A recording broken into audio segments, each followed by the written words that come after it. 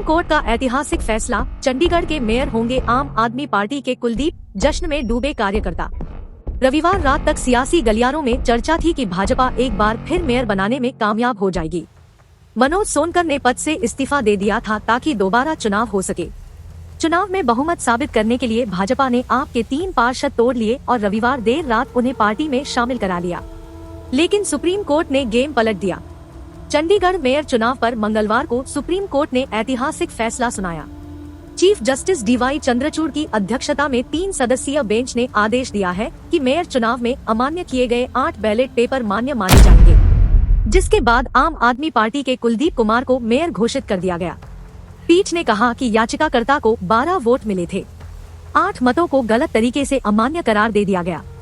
बाद में ये 8 वोट याचिकाकर्ता के पक्ष में पाए गए।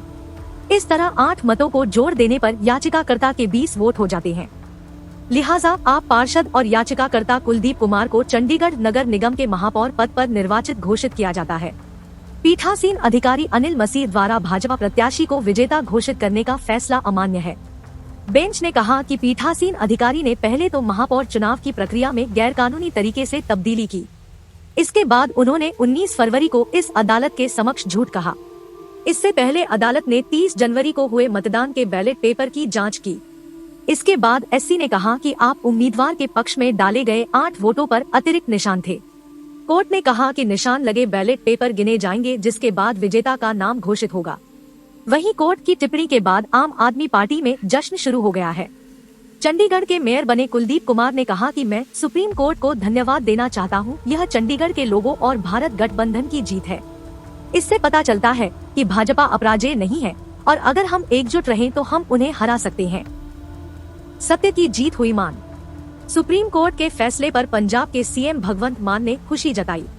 मान ने कहा कि आखिरकार सत्य की जीत हुई। चंडीगढ़ में मेयर चुनाव को लेकर सुप्रीम कोर्ट के फैसले का हम स्वागत करते हैं। पीठासीन अधिकारी द्वारा खारिज किए गए 8 वोटों को सही ठहराते हुए सीजेआई ने आप के कुलदीप कुमार को मेयर घोषित किया। लोकतंत्र की इस महान जीत पर चंडीगढ़ वासियों को बहुत बहुत बधाई। आम आदमी पार्टी के राष्ट्रीय संयोजक अरविंद केजरीवाल ने सुप्रीम कोर्ट को धन्यवाद दिया है।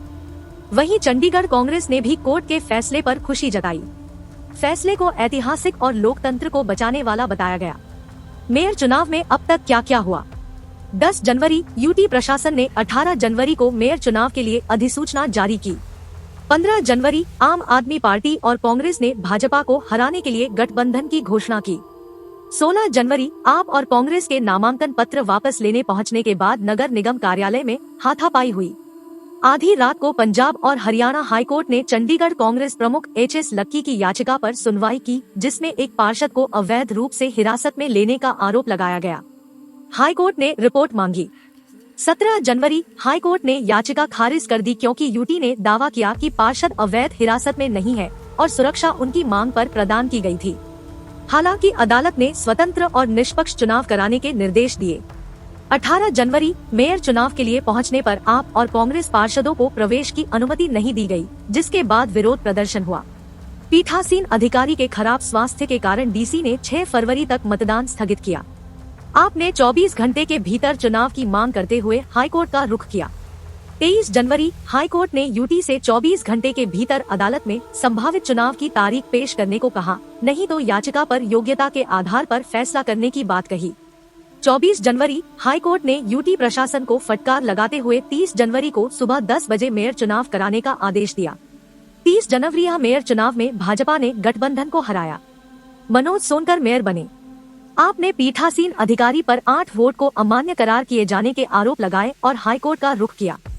31 जनवरी चुनाव में धांधली का आरोप लगाते हुए आम आदमी पार्टी ने पंजाब और हरियाणा हाईकोर्ट का रुख किया।